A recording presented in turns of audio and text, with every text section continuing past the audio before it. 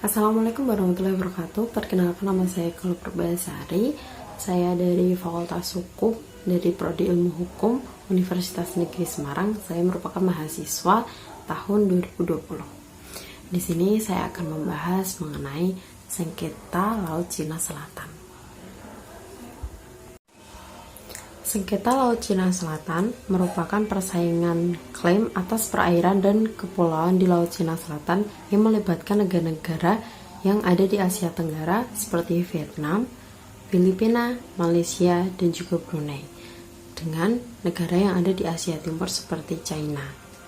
Sengketa ini mengacu kepada klaim antara negara-negara di atas terhadap Kepulauan Spratly, sekaligus wilayah perairan 12 mil laut lepas garis pantai di sekitarnya sesuai dengan peraturan UNCLOS atau United Nations Convention on the Law of the Sea.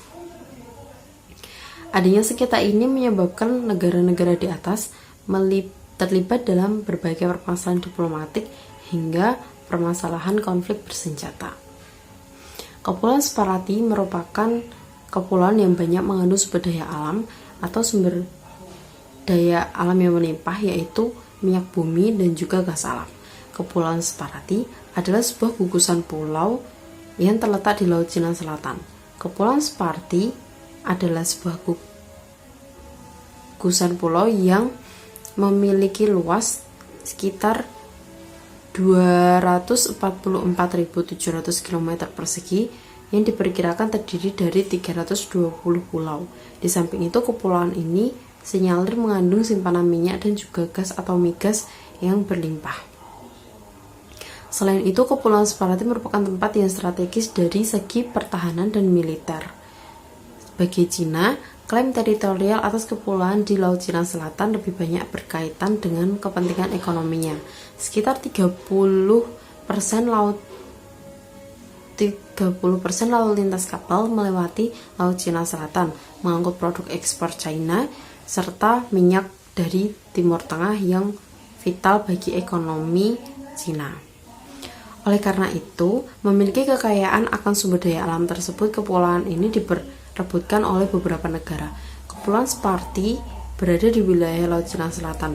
Beberapa negara yang memperebutkan kawasan gugus kepulauan ini yaitu China, Malaysia, Vietnam, Filipina, Brunei, dan Taiwan.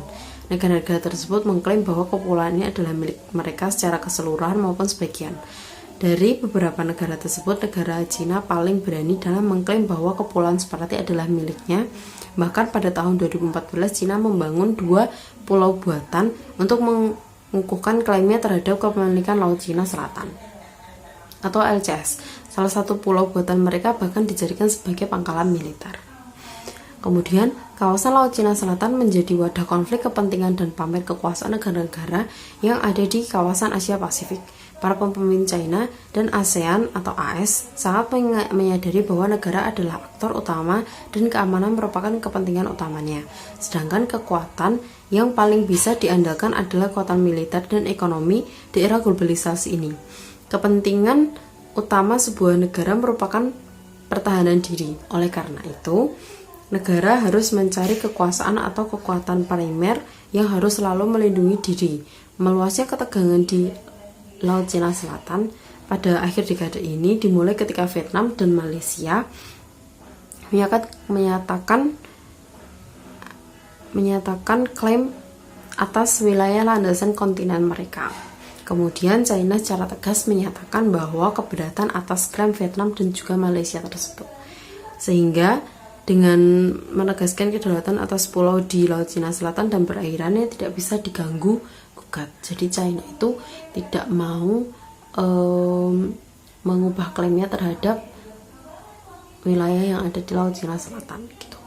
Kemudian China juga bersikeras memiliki hak berdaulat untuk hampir seluruh wilayah Laut Cina Selatan.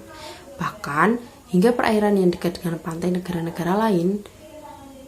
Menurut pada gambar satelit, Cina telah mereklamasi jutaan meter persegi tanah di Kepulauan Spratly guna membangun sebagai fasilitas militer, termasuk 3 landasan pacu. Nah, dalam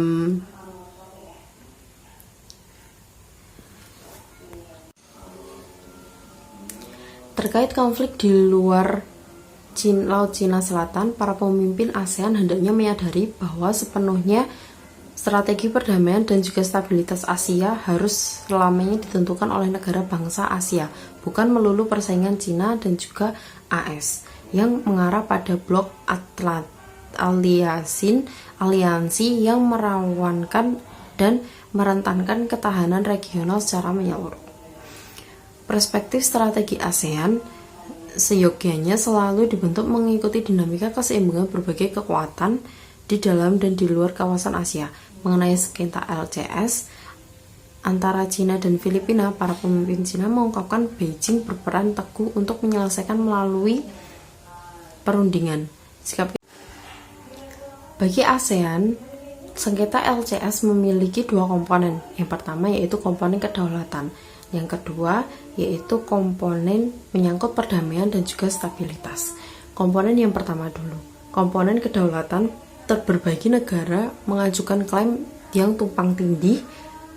Masalah yang kompleks karena ada dua kubu yang menggunakan dasar argumen yang bertolak belakang. Seperti China dan Taiwan menggunakan argumen sejarah dalam memperjuangkan tuntutannya. Kemudian untuk Filipina, Vietnam dan juga Brunei dan juga Malaysia menggunakan argumen zona ekonomi eksklusif atau ZEE sesuai dengan hukum laut internasional. Pemecahan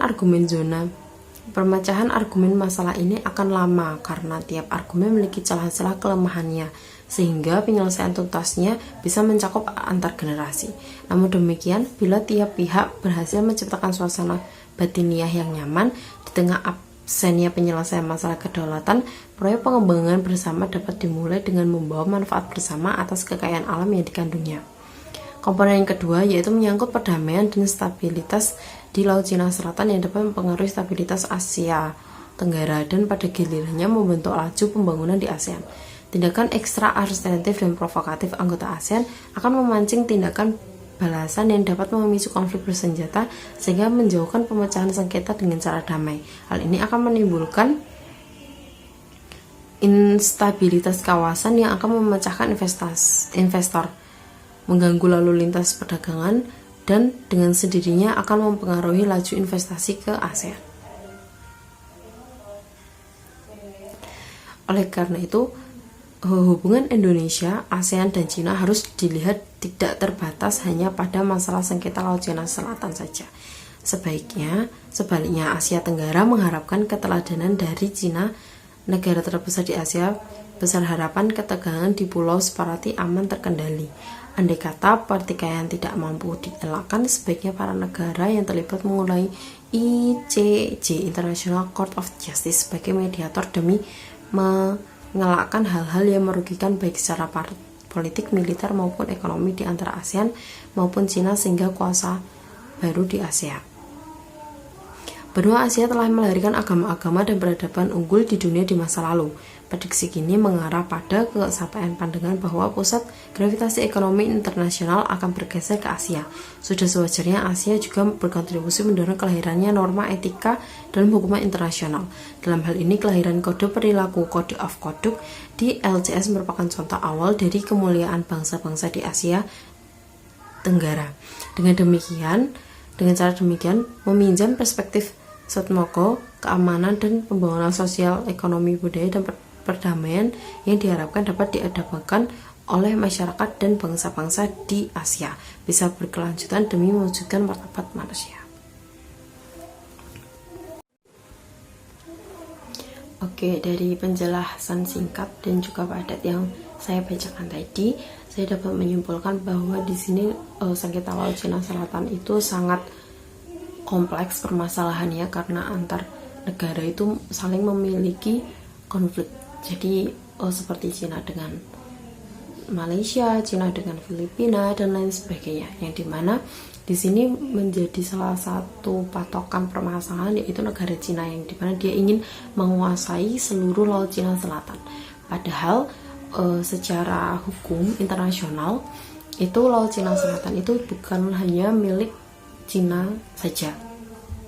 Selain itu permasalahan atas batas juga terhadap Laut Cina Selatan ini dan klaimnya terhadap negara Cina itu sangat memiliki permasalahan yang konflik yang sangat rumit sekali sehingga harus diselesaikan antar generasi.